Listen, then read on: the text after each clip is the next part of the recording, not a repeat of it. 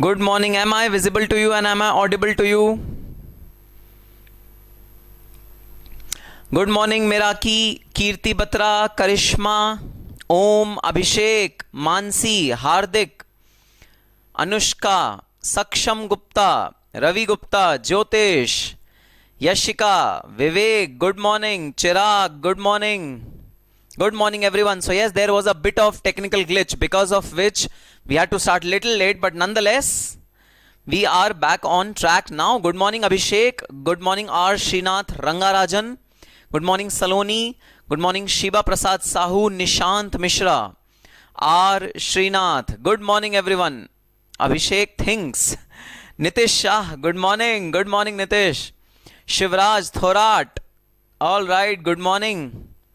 Good morning everyone and welcome to this live session of part 2 of the chapter salaries. Salaries, yes, we had started the chapter salaries in our last session and it is by far the most important chapter or most important subject of your syllabus, guys. Most important topic of your syllabus, salaries. And yes, for intermediate students, a mandatory question of bare minimum 8 to 10 marks will come in your examination. Bare minimum. I had already told you in the last lecture that in the last examination, December 2021, the section D, the entire case study was based on salaries chapter only. So yes, a very, very important chapter. Nikhilesh, Pawan, Ashish, Kartike Mishra, Shivam, Pavan, Nandini. Good morning everyone, good morning. All right, so yes guys, good morning and welcome to this session of salaries part 2. We had already completed the part 1 of our chapter in the last class, and this part will be dedicated to part 2. So guys, in the last class we had covered our allowances portion, right? Allowances means the monetary benefit which is given to an employee, the money which is given to an employee for meeting certain specific expenditure, that is known as allowance. Allowance is always given in monetary form to the employees, which again is taxable subject to the exemptions which are made by the Income Tax Act. Apart from the exemptions which are made by Income Tax Act, the entire amount of allowance is taxable in hands of the employee. So allowance is a taxable portion of salary chapter, and the second portion that we are going to discuss today is perquisites. Now what do you mean by perquisites? Perquisite means something which is not given in monetary form, but it is given in form of benefits, which means it is given in form of some benefit, like you give to your employee a car, you give to your employee some accommodation to live free of cost, you're not charging anything from that particular employee, you give some servant to the employee for his personal benefit. All these things are known as perquisites, and again perquisites are taxable. Income Tax Act has shown us the way in which perquisites are taxable. Perquisites are taxable according to the rules and regulations, according to the calculations which are given in the Income Tax Act. Perquisites are taxable. The major difference between perquisite and allowance, if I were to point it out, is that allowances are delivered in form of money, in form of hard cash, right? So allowances are delivered in form of cash, in form of money, and perquisites are delivered in form of benefits. Benefits like, you know, the car is being extended to the employee, or a house is being extended to the employee. So the perquisite is being extended in form of benefits, and allowances are extended in form of cash, right? Second difference which is there between perquisite and allowances is that, guys, in case of allowances, exemptions are computed, which means the Income Tax Act would specify how much of a particular allowance is exempt, and the remaining amount will be taxable. So suppose if a total allowance is, say, given to you for 20,000 rupees, then the exempt allowance will be, the calculation of exempt allowance will be given in the Income Tax Act. Suppose the exempt amount is 5,000 rupees. So out of 20,000 rupees of total allowance which is given to the employee, 5,000 rupees is exempt. What is the taxable amount of allowance? The taxable amount of allowance is 15,000 rupees. That is the way we compute the taxable allowances. Now coming on to perquisites, guys, in case of perquisites, we do not calculate the exempt part of a perquisite, but we directly calculate the taxable part of perquisite. Perquisites which are taxable, they are to be computed, and Income Tax Act gives specific formula for the perquisite to be taxable and what amount of perquisite will be taxable. Directly we compute the taxable part of perquisite. So that is the difference between perquisite and allowance. In allowances, we compute the exempted part, the part which is exempt. And in case of perquisites, we calculate the amount which is taxable. So taxable amount is calculated in case of perquisites. However, in case of exempt allowances, we calculate the exempt portion. So yes, let's start the chapter, the topic. The name of the topic is Perquisites. And the first perquisite which we are going to deal with today is rent-free accommodation.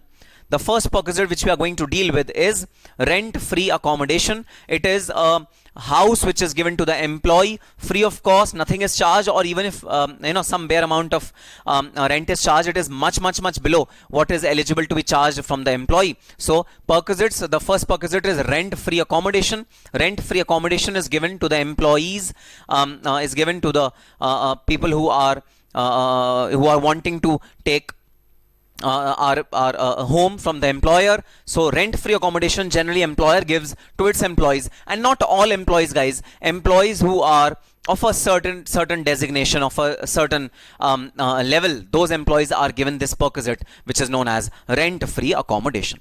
So this is rent-free accommodation. We are going to calculate the amount of rent-free accommodation. How will we calculate the amount of rent-free accommodation? That is what we are going to calculate now. And the best part is that, guys, in this particular case, there's no amount, there's no monetary value which is given to the employees. It is directly the benefit which is given to the employees.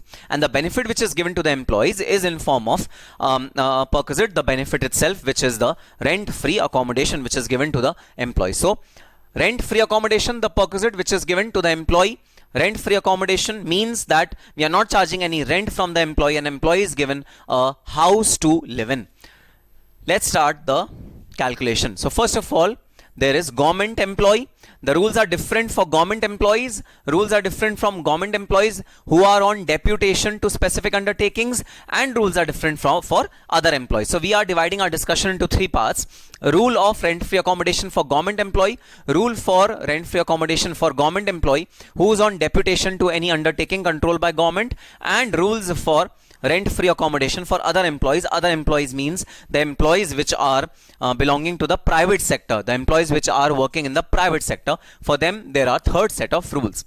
So first set of rules refer to the rent-free accommodation which is given to government employees. And guys, you must have heard that government employee gets a big house, where he would stay, and his entire family will stay in that particular house. And that house is given to the government employee free of rent. There's no rent which is charged. So yes, this rent-free accommodation which is given to a government employee will definitely be taxable in hands of the government employee. Whether the employee is a central employee or a state government employee, both are eligible to be taxed in the same manner.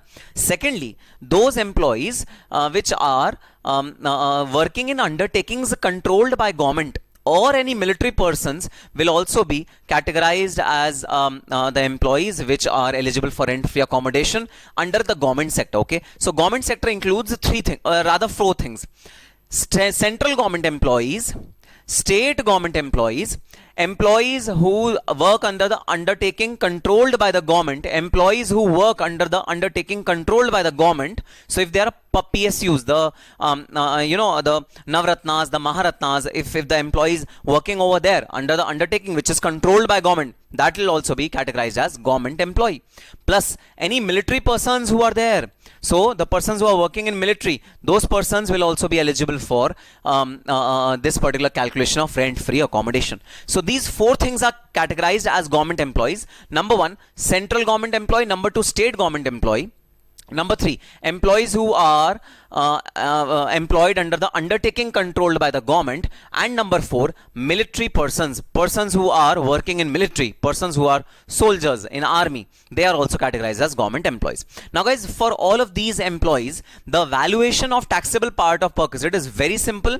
It is the license fees determined by the government itself. So government has its own bylaws, government has its own laws. According to those laws, government will determine the license fee, whichever license fee is there, and government is going to determine what amount of Perquisite should be taxable. Now guys, there's a big house, okay?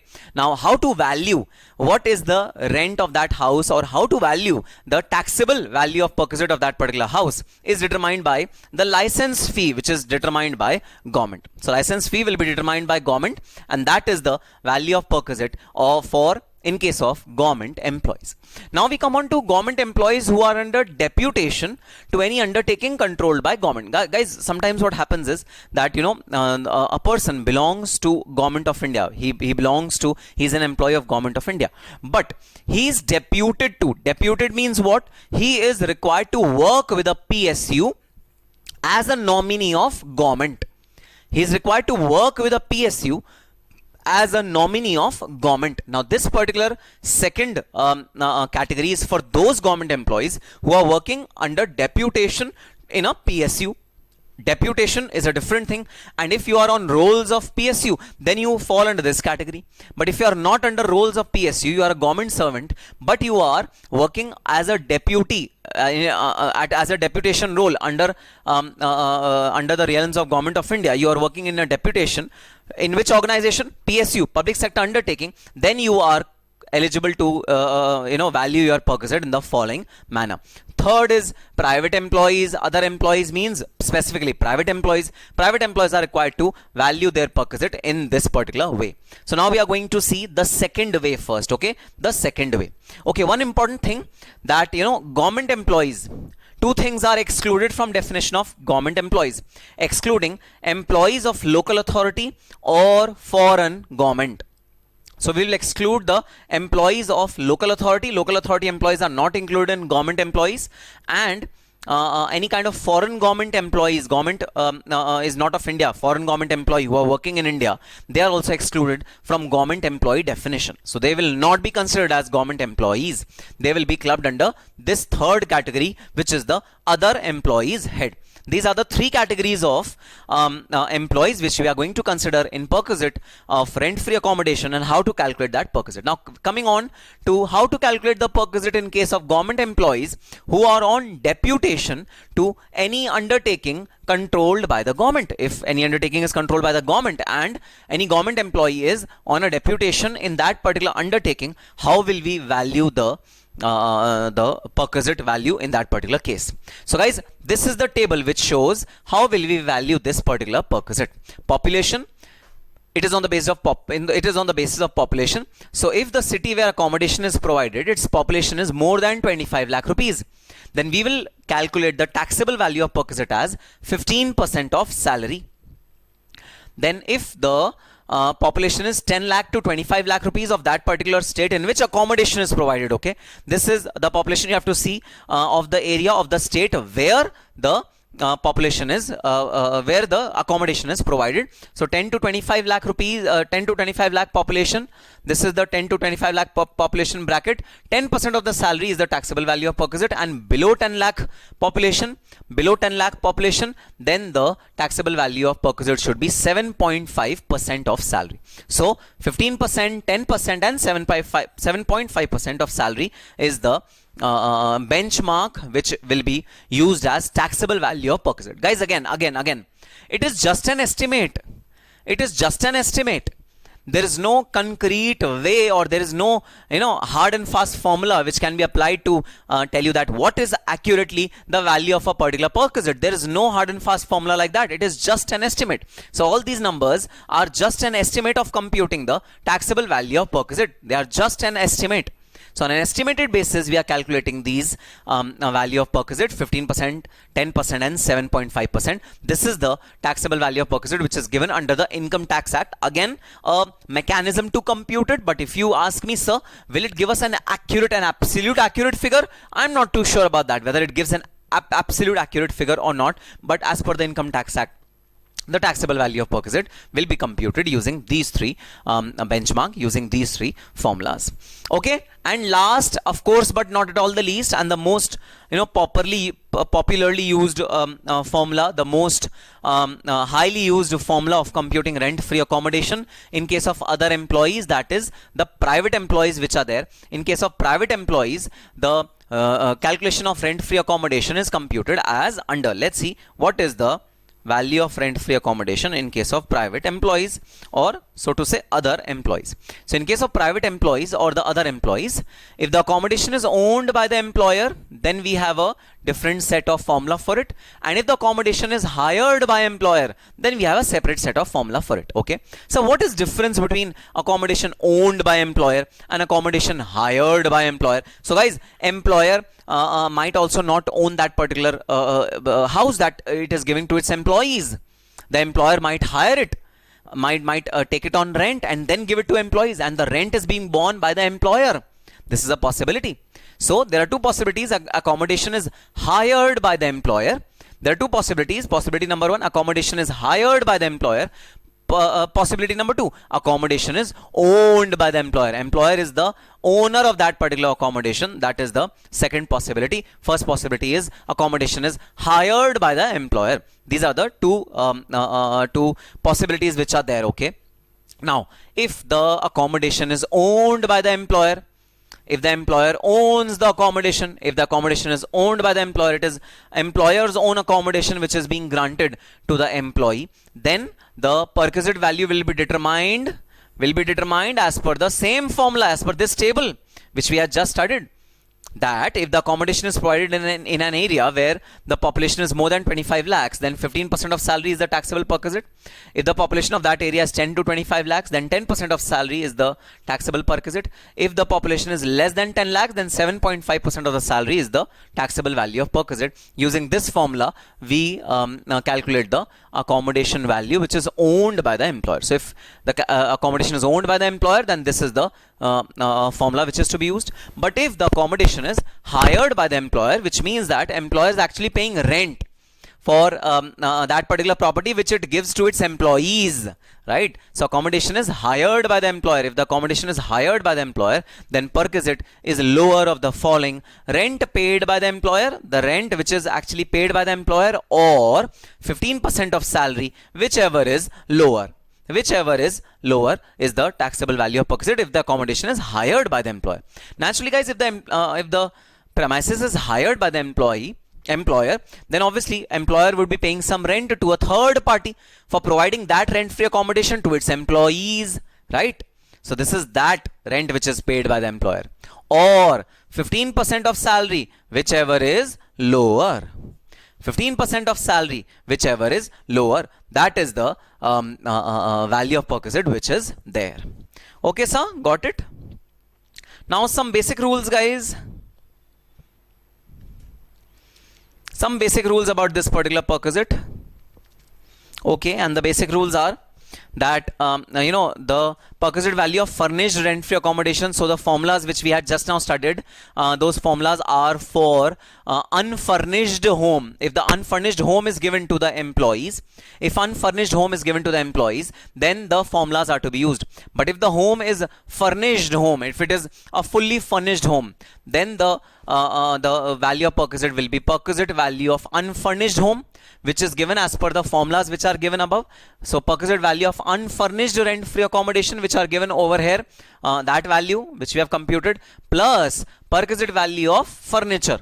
We'll add perquisite value of furniture to this rent-free accommodation to get the full value of perquisite. So perquisite of furnished rent-free accommodation is equal to perquisite value of unfurnished rent-free accommodation plus perquisite value of the furniture which is given along with the rent-free accommodation. That is how we'll compute the perquisite value of furnished accommodation if the accommodation is furnished.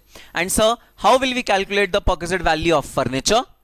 The formula is, if the furniture is owned by the employer, then 10% of the original cost. If the furniture is hired by the employer, then rent which is actually paid for this particular furniture is the value of perquisite which is to be added to the salary of the employee. That is how furniture valuation, perquisite of furniture valuation is to be calculated, is to be undertaken. That is how. Next is, what is the definition of salary? Definition of salary is basic dearness allowance, retirement benefits, any bonus is to be added, commission plus fees is to be added, taxable allowances are to be added, any monetary payment, so allowances are to be added, any monetary payment is to be added, termination benefits are to be added like VRS, pension, leave encashment, etc. So guys, apart from perquisites, everything else should be added to compute the salary in this particular rent-free accommodation case, in the perquisite of rent-free accommodation. Then one important aspect of rent-free accommodation is, guys, sometimes what happens is, the employees moving from one state to another state. So employees being transferred from, say, Mumbai branch to Delhi branch.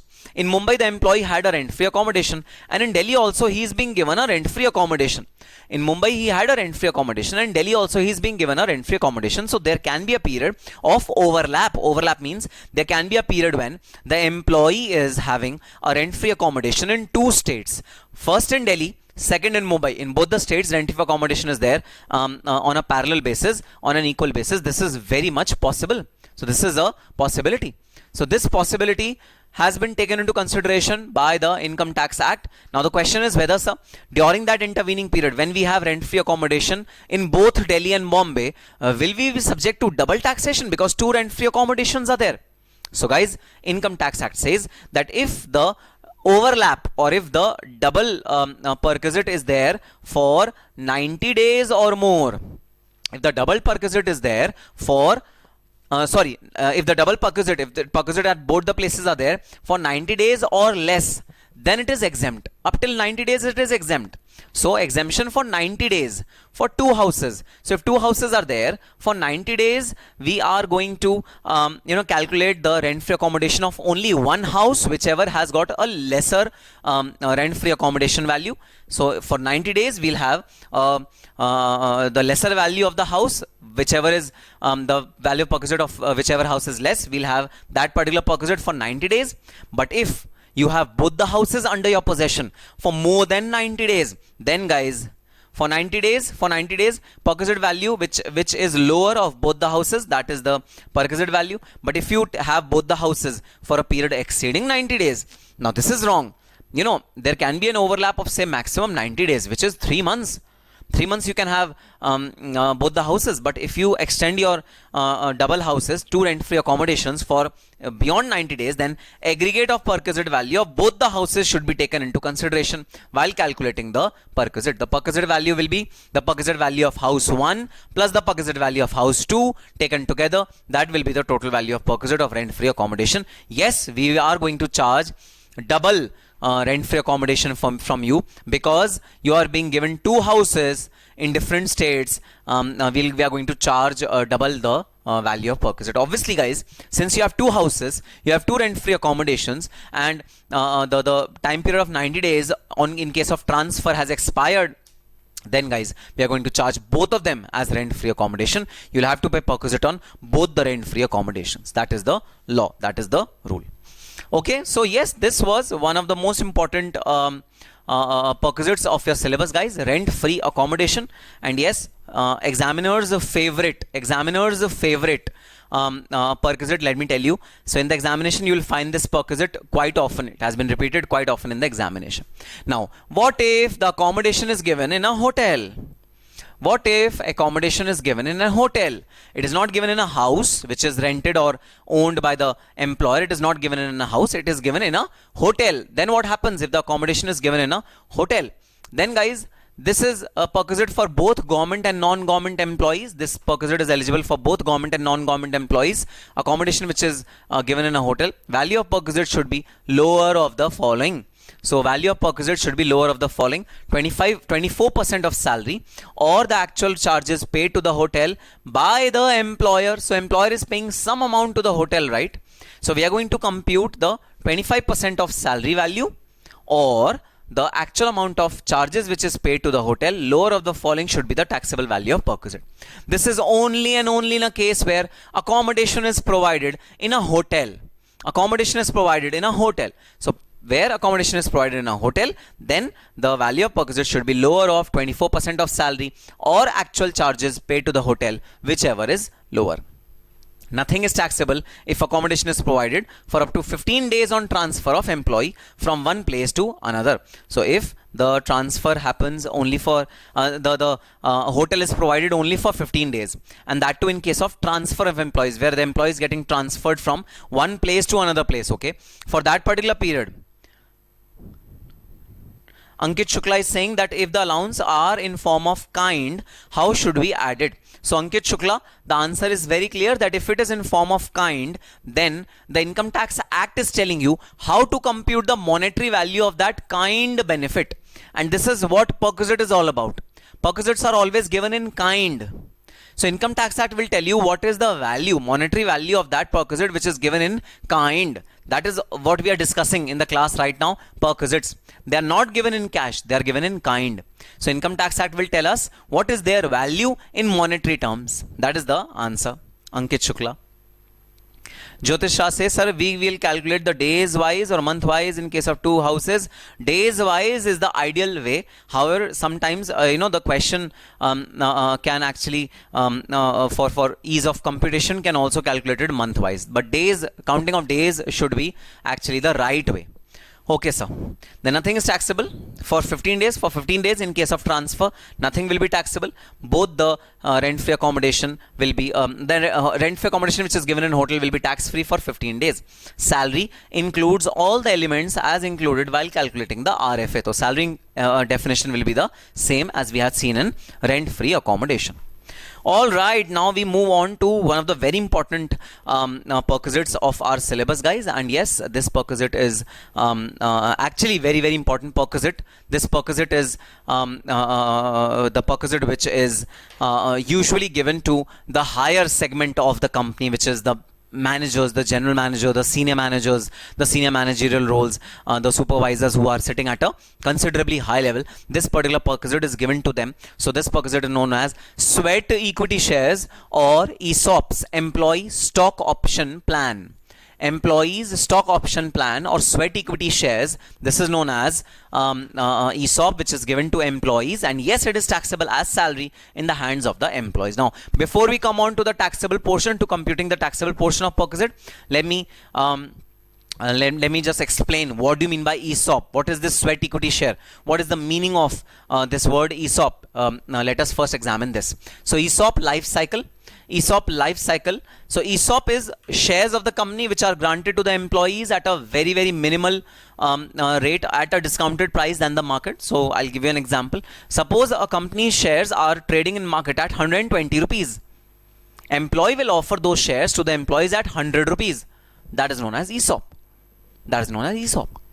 But yes, in return of getting this benefit, the employee is expected to not to terminate his service for a stipulated time period. He will be signing a bond that he will be staying with the company for a stipulated period. There are some restrictions which are imposed on the employee if they are opting for ESOPs. Of course, we don't want employee to have a short-term capital gain and fly away with our ESOPs and leave the company. We want employee to work for the company, for the betterment of the company, for a longer period of time. Since we have invested in that particular employee, since we are giving our ESOPs at a concessional rate to that employee, we will expect that employee to work for the company for a longer period of time, little longer period of time. We will expect the employee to work for the company. So yes, this is the life cycle of an ESOP. How does ESOP function? How does ESOP evolve? This is the lifetime, the life cycle. Let us see. So first step is that the ESOPs are granted to the employee. ESOPs grant means an option is given to the employee. An option is given to the employee to take ESOP of the company. It is an option. It is not an obligation. It is a right. Right means it is a right. ESOP means it's a right, which means the employee can also choose to reject the offer. Sir, why would an employee reject the offer, such a lucrative offer, a thing which is worth 120, employees getting 400? Why would employee leave this offer? Guys, the reason can be many for this particular leaving. Number one, employee doesn't have money to pay to the company, even to the extent of 100 rupees. Employee is short of money. because ultimately 100 rupees is to be paid to the company. Employee short of money, employee doesn't want to invest in that particular company. Reason number 2, employee knows that he is not going to work with the company for a longer duration, for a longer period of time. Employee knows that he's not going to work for the company for a longer period of time.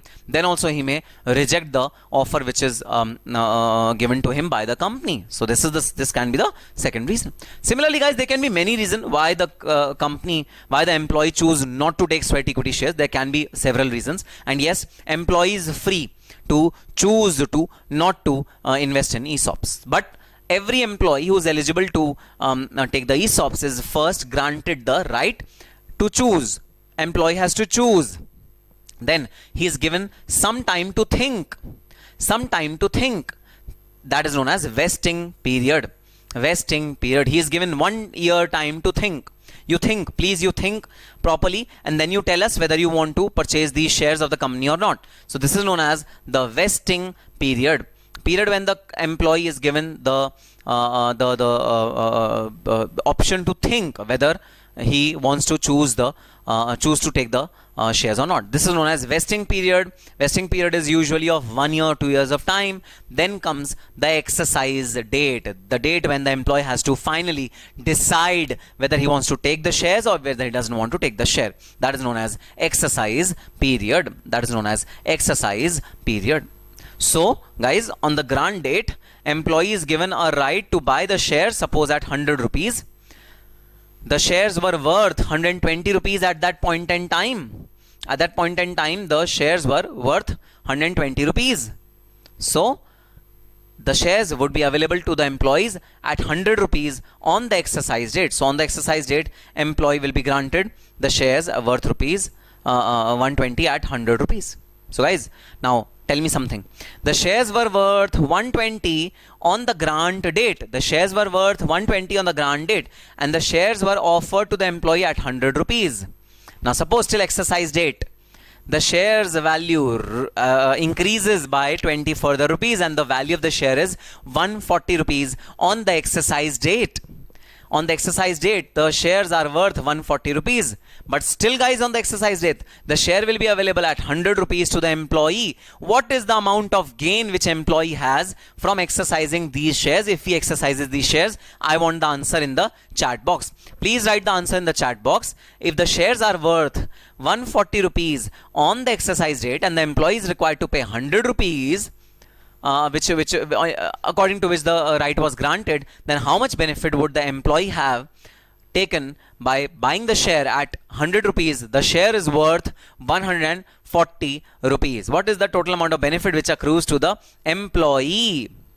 Yes, very good. Pankaj says 40.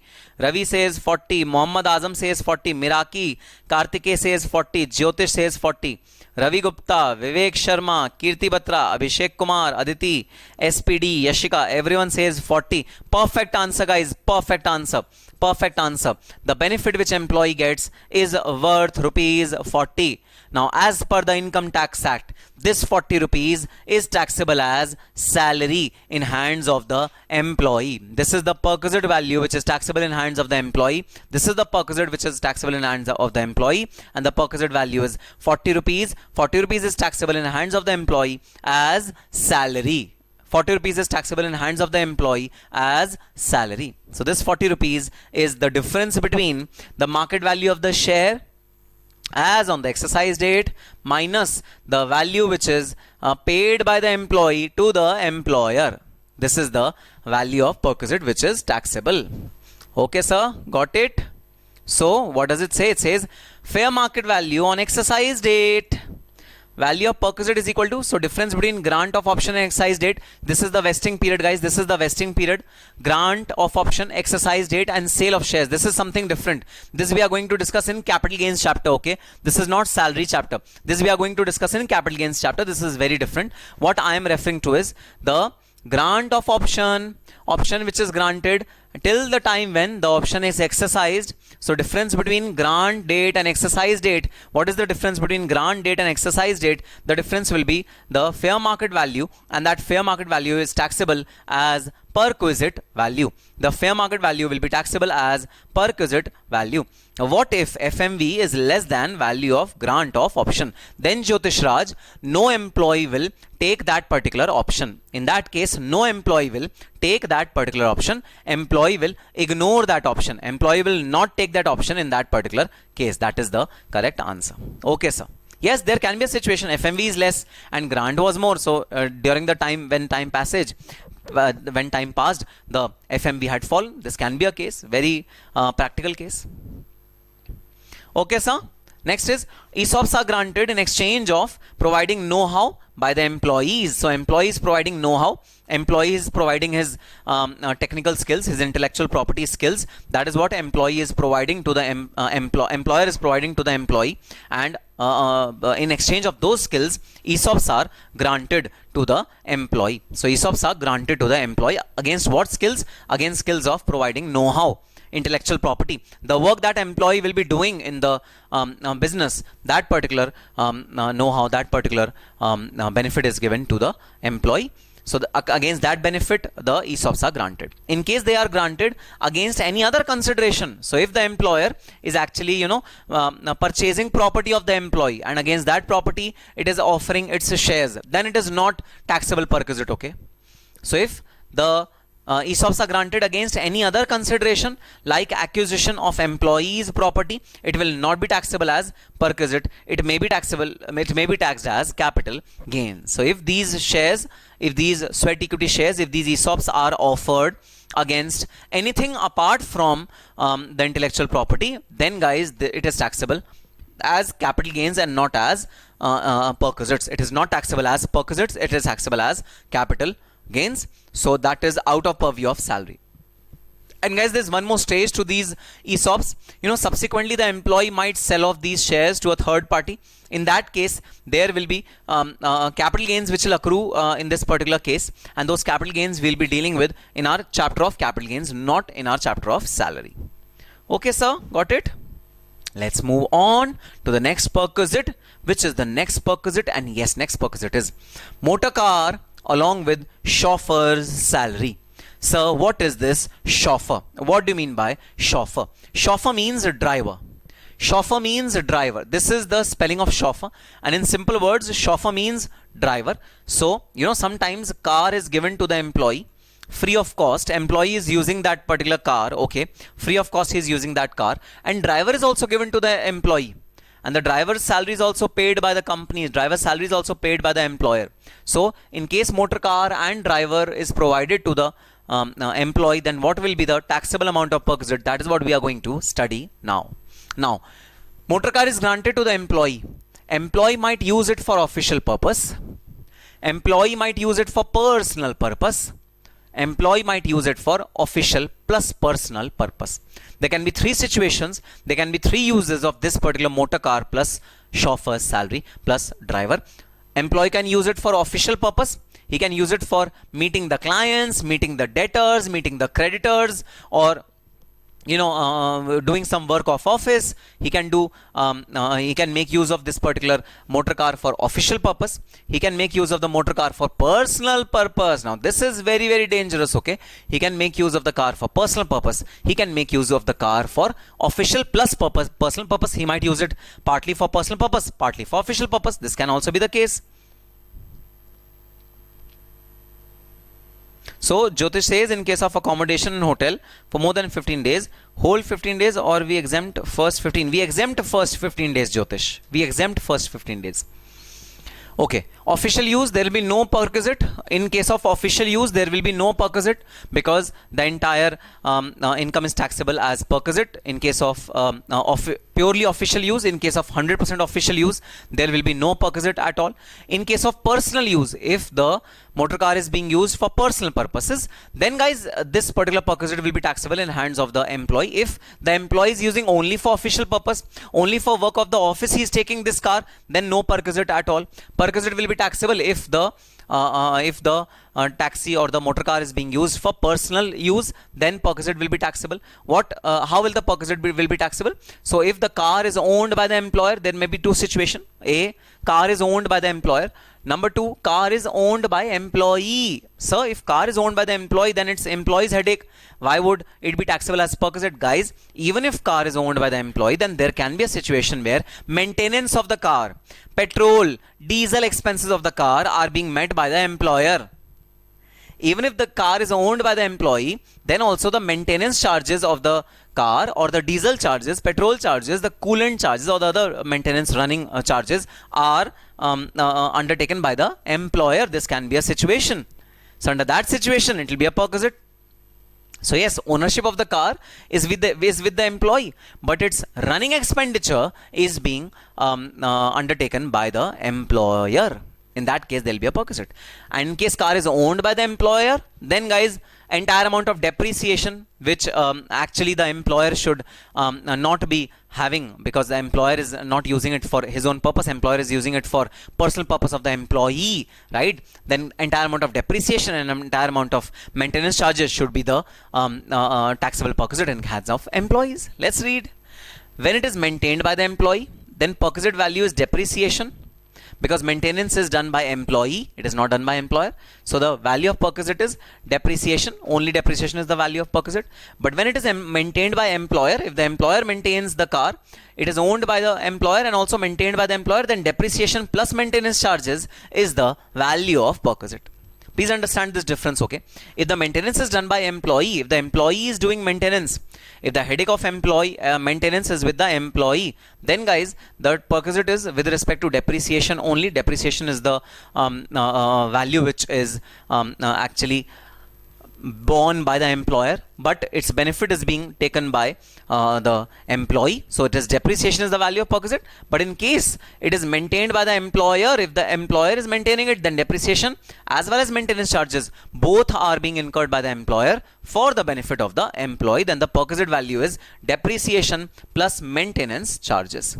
Second, car is owned by the employee. If the car is owned by the employee, if the employee is the owner of the car is owned by the employee, then A, it is maintained by employee. If it is maintained by employee, then perquisite is nil, because ownership is also with the employee, maintenance is also with the employee, then the perquisite value is nil. We will not charge any perquisite value, okay, because the expense is entirely borne by employee and he is personally using it. What is there to be taxable as perquisite? There is nothing which is taxable as perquisite, because it is owned by the employee. Employee has purchased it. Employee is also bearing maintenance cost of it. So we have no problems. But we have a problem where the car is owned by the employee, but it is maintained by the employer. The maintenance charges are being paid by the employer. In that case, we have a problem.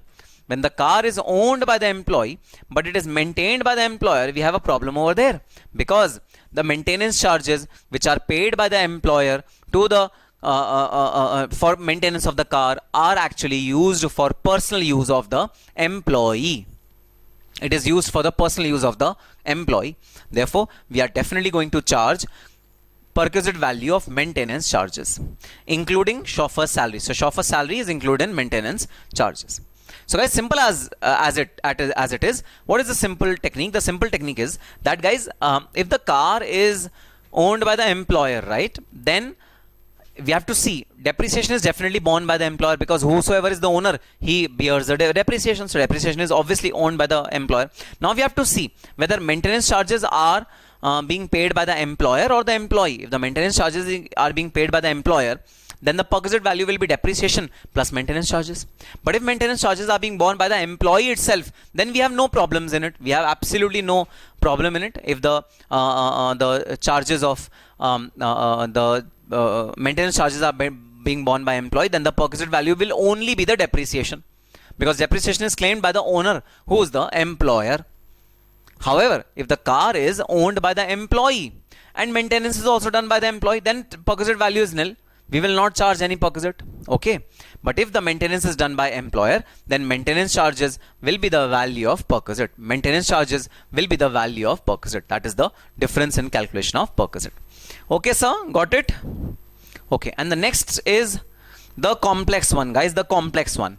If there is a mixed use, then this is actually a little dicey.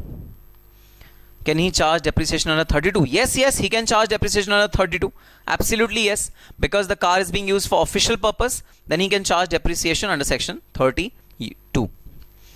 Okay. Official plus personal use. If the car is being used for official plus personal use, we'll refer the next slide to calculate this particular perquisite. But before that, let us read some notes. The note says, recovery, if any, from the employee must be reduced from value of perquisite. So if anything is being recovered from the employee regarding this particular perquisite, if anything is being recovered from the employee regarding this perquisite, that will be reduced from the value of perquisite.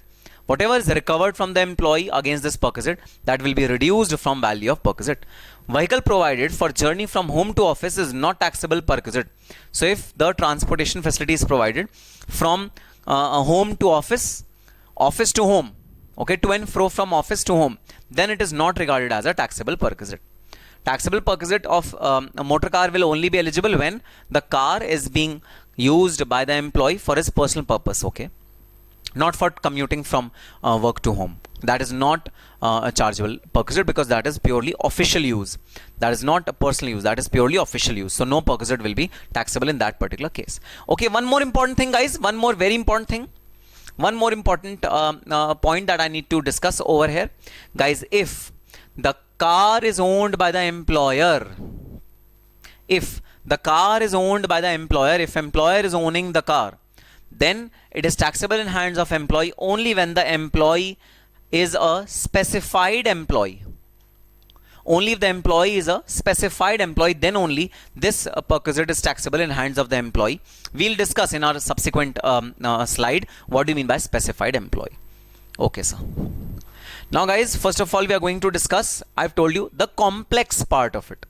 Complex means case where motor car is used for official plus personal purpose. So car is used for both official and personal purpose. That is what the perquisite is all about, and we need to calculate the perquisite in this way. Motor car used for official plus personal purpose. When motor car is used for official and personal purpose, both of them, then this is the value of perquisite. Number one, car is owned by the employer. Again, when car is maintained by the employer or the car is maintained by the employee, we bifurcate into two parts. Now guys, let me tell you one very frank thing, guys. In case we were valuing the perquisite when it was entirely used for personal purposes, then all the expenditure which was incurred for maintaining or using that car was the total amount of perquisite, okay. Now in this particular case, when half of the portion is for official use, half of the portion is of personal use, then out of the total value of perquisite, only a particular portion is taxable as perquisite.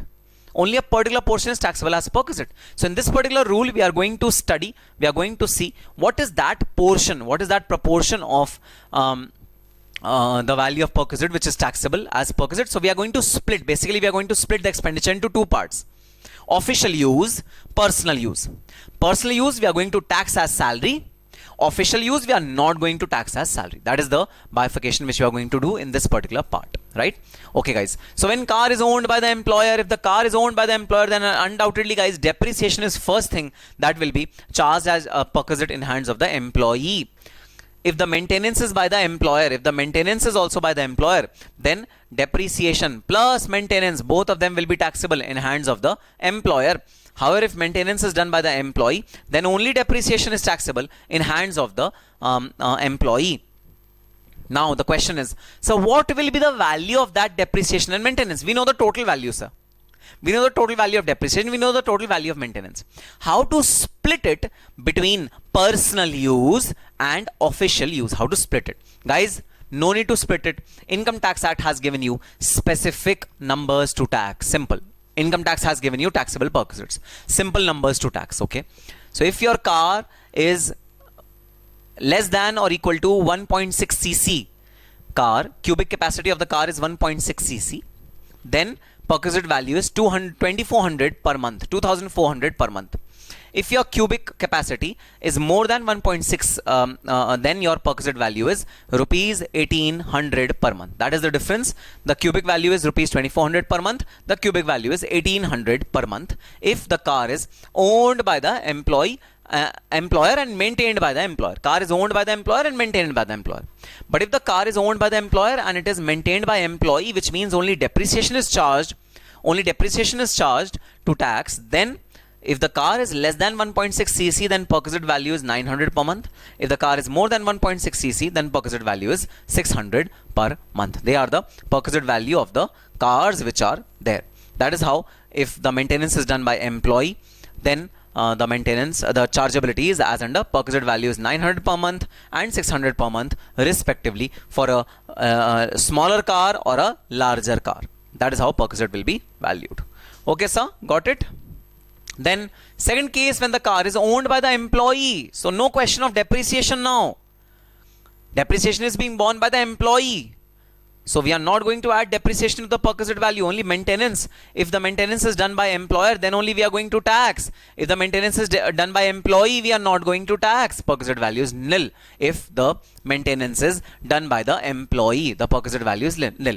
If the maintenance is done by the employer, then the perquisite value is actual expense minus 2400 or 1800 depending upon the size of the car, whether it is 1.6 cc or not. We are going to reduce the value over here. So whatever is the actual expense of the employer, since it is maintained by the employer, whatever is the actual expense which is incurred by the employer in maintaining this particular car, minus 2400 or 1800 depending upon the size of the car, whether the car is 1.6 cc or whether the car is for lesser than 1.6 cc, depending upon that the perquisite value will be determined, depending upon whether it is less than equal to 1.6 cc or not. Then the next is specified employees. Now I told you guys in the earlier lecture as well that whenever the car is owned by the employer, when the owner of the car is the employer, whenever the car is owned by the employer, guys, in that case the taxable perquisite is taxed only in hands of specified employees. Now who are these specified employees? Specified employees are director employees, employees who are directors of the company, employees holding substantial interest in the company, employees who have substantial interest in the company like 20% or more shareholding or profit sharing or decision making powers in the company, or aggregate salary is more than 50,000 rupees per annum, whose aggregate salary is more than 50,000 rupees per annum. That particular employee is a specified employee. Now guys, obviously 50,000 rupees per annum is a bare minimum salary of any employee. Any employee will be categorized under this particular category. There will be very rare employees who will not be categorized under this particular category. So any kind of employees will be categorized under this particular category. So the amount of salary is 50,000 rupees per annum. Salary is 50,000 rupees per annum. Okay, sir, got it. Next is, in case a driver is also provided and car is also provided, 900 per month will be added as driver's salary. If driver is also provided along with the motor car, then 900 per month is provided as driver's salary. So Himani says, sir, larger car की value 900 per month होगी ना? Yes, Himani, it's 900 per month. Yes, Anushka, 900 per month is chauffeur's salary. Chauffeur's salary is 900 per month.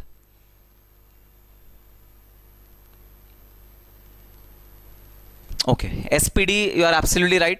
You know, 50,000 per annum is a very, very bare minimum, minuscule kind of salary which is there for every employee now. So that definition is actually a vague definition. In current standpoint, that is a vague definition.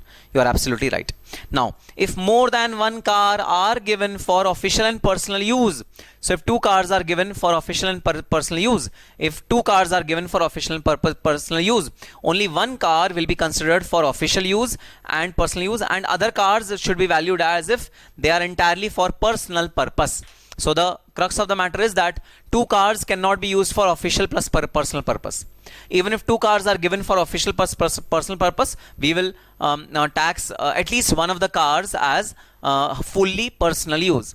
So only one car will be taxable as official plus personal purpose use. Rest all the cars which are given are taxable as only purely for personal purpose. Even if the assessee is saying, no, I have given two cars for official and personal purpose, we are not going to calculate two cars on the basis of official and personal purpose rule.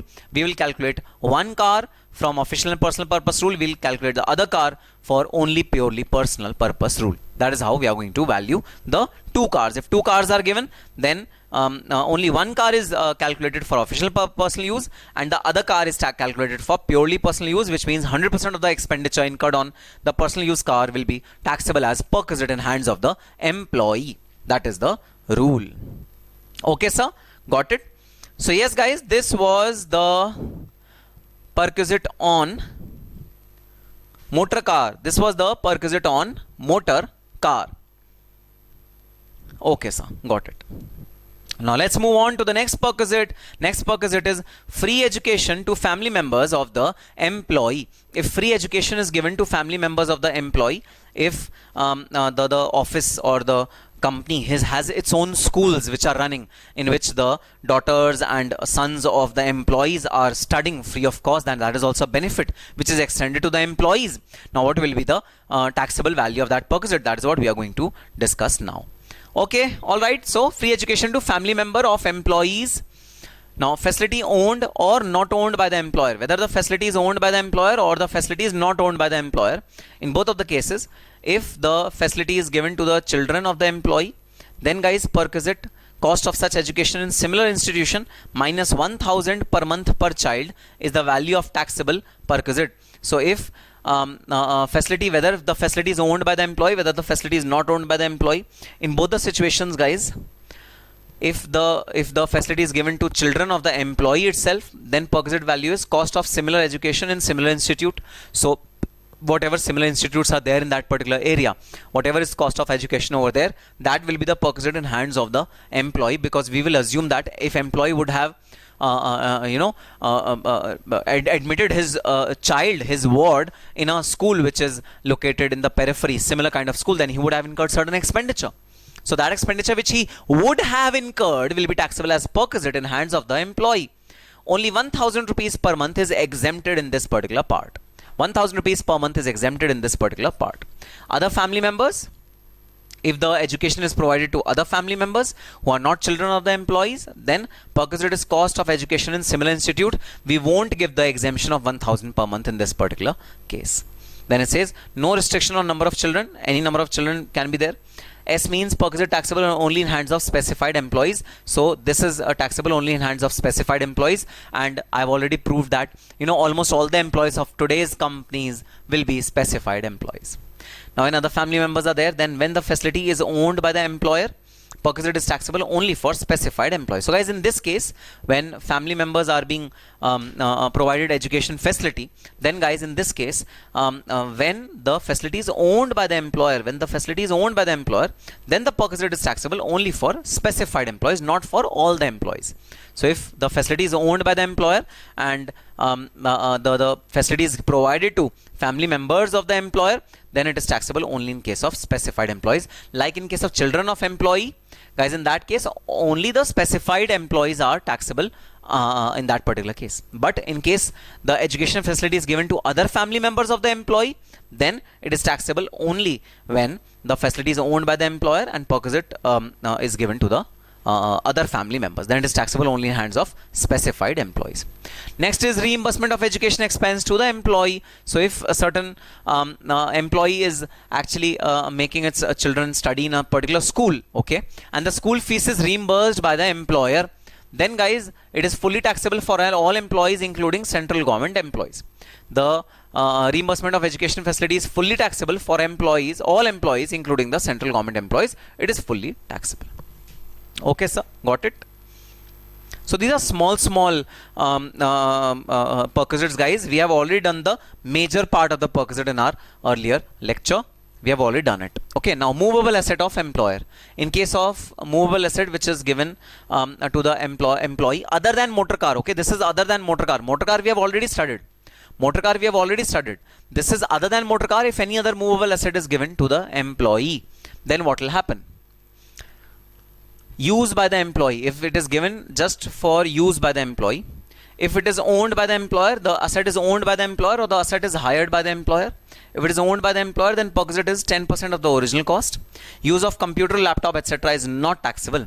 So if computer, laptop, etc. are given to the employee, then it is not taxable as perquisite in hands of the employee. Use of motor car is not included here. Even use of motor car is not included over here. If the assets are hired by the employer, then what will happen?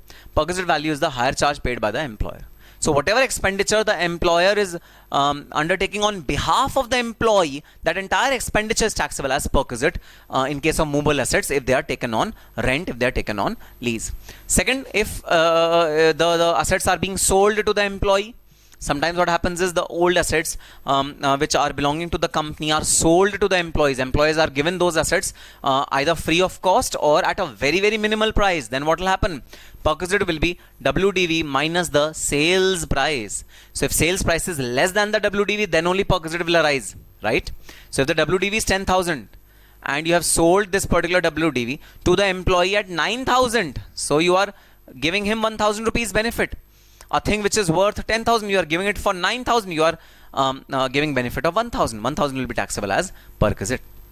Now WDV is to be calculated using the rates which are given in this particular schedule and not the usual rates which are given in PGBP chapter. Okay, you will forget the depreciation rates which are given in PGBP chapter, and the depreciation rates which are used for calculating the WDV will be these rates: electronic items or computer 50%, motor car 20%, any other asset 10%, and SLM method. No depreciation to be charged for part of the year. If the asset is only being used for a part of the year, then don't charge any depreciation on that particular asset. This is the same rule which we have already studied in PGBP, guys. In PGBP also, if the asset is being used for part of the year, depreciation is ignored for that part. Okay. Okay, sir. Next is, all right, medical facility to employee or his family, especially when the employee is going outside for getting the treatment done. So medical facility to the employee or the family of the employee. What is the value of perquisite in this case when medical facility is provided to the employee or the family of the employee? Provided inside India. If the medical facility is provided inside India, guys, in case of non-government employee, medical facility maintained by the employer, if the medical facility is maintained by the employer, or expense incurred in specified hospitals for specified diseases, then it is fully exempt from tax. We are not taxing this perquisite in hands of the employee. If the facility is owned by the employer or maintained by the employer, employer is maintaining the facility, employer is maintaining the dispensary or the hospital or the clinic, then nothing shall be taxable in hands of the employee. Employee will be given this benefit free of tax. Nothing shall be taxable in hands of the employees. However, if it is not owned by the employer, if the facility is not owned by the employer, then what will happen? That is the next rule which we are going to study now. Okay, in case of government employee, hospital is maintained and approved by government. So if the government employee is taking treatment in any of the government approved hospitals, it's absolutely free of tax. No tax is levied on it. It is absolutely free of tax, fully exempt. Okay. So in case of non-government employee, that is private employee, medical facility maintained by that particular employer, that will be taxable in hands of the employee. And if expenses incurred in specified hotels for specified diseases, which is approved by CCIT. CCIT is Chief Commissioner of Income Tax. So if the specified hotels are approved by the CCIT and the specified diseases are also there, then that is fully exempt. In case the medical facility is provided outside India, that is very, very important, guys. Then there has to be traveling outside India. The medical facility in, say, Italy are very, very strong. So there's a disease which is curable only in Italy. In that case, provided outside India, the employer provides the medical facility outside India. Medical expense and cost of stay of patient and one attendant. This is exempt up to RBI permission. So medical expenses of the employee, if it is reimbursed by the employer, right, and cost of stay of patient and one attendant is reimbursed by the employer, it is not taxable in hands of the employee if it is to the extent which is permitted by RBI.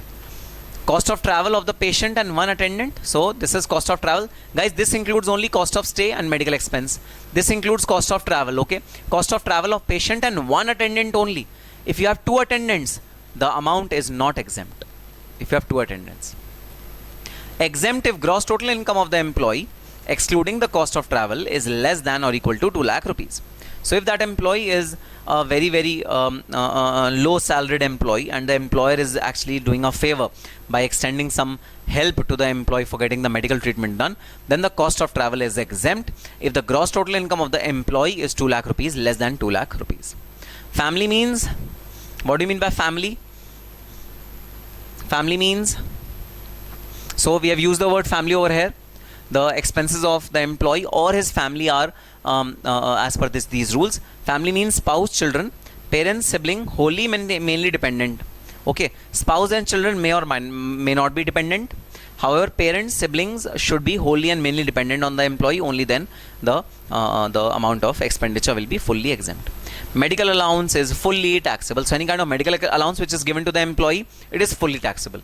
No exemption for any medical allowance. Allowance means when the amount is reimbursed in terms of money. When money is given to the employee, that is allowance. Okay. So if allowance is given, then it is fully taxable. No exemption at all. Alright guys, so these were the perquisites which were there in our syllabus. So I have tried to cover majorly all kind of perquisites, right? Majorly all kind of allowances, all important allowances and perquisites I have tried to cover in the earlier 2 lectures, today's lectures and the earlier lecture.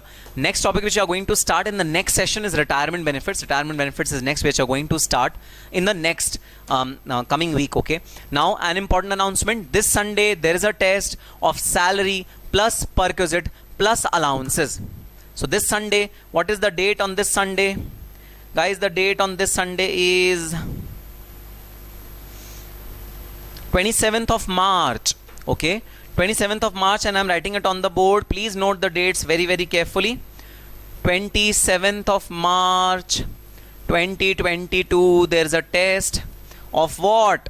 Of salaries plus allowances plus perquisites. Three topics till perquisites I'm going to take your test. No retirement benefits will be asked in this particular test. Only the thing which will be asked is the initial provisions of basic salaries provisions, allowances provisions, perquisite provisions. These 3 things for test, which is scheduled this Sunday. Sunday is 27th of March 2022, most likely in the evening time, as we as we fix. So if you want to be part of the WhatsApp group, then guys please message on 9643 929913 and you will be added to the WhatsApp group, where the link to the test will be provided to you and all the essential details of the test will be provided to you, plus the PDF format of these notes, these charts which I prepared. The PDF format of these notes will be available in that WhatsApp channel and in that WhatsApp group. So yes, that's all for this particular session, guys. Please note down these points well, and please give the test properly. Please be regular in the test. Salary chapter we are just about to finish in maybe one more class or half a class. I think half a class will be required, or maximum one more class is required for finishing the salary chapter. Then we are going to start the next chapter, house property. So yes, that will be a short chapter, and then we are going to start PGP, which is the lengthiest chapter of your syllabus. PGP and capital gain, which are the lengthiest chapter of our syllabus. So just be in pace, just be in in line with my revision series, and yes, hit a like button if you like these videos to motivate me for taking these sessions regularly and more often. Just hit a like button and share these videos with your friends, and I'll be providing encrypted version of these videos to you as well through the Google Drive link which you already have. That also I will provide it to you. These are very useful for you for your examination point of view. Before your examination, you can quickly revise your syllabus using these videos. So yes, till we meet again, till the next time, till the next class, all the very best and happy studying. Bye bye.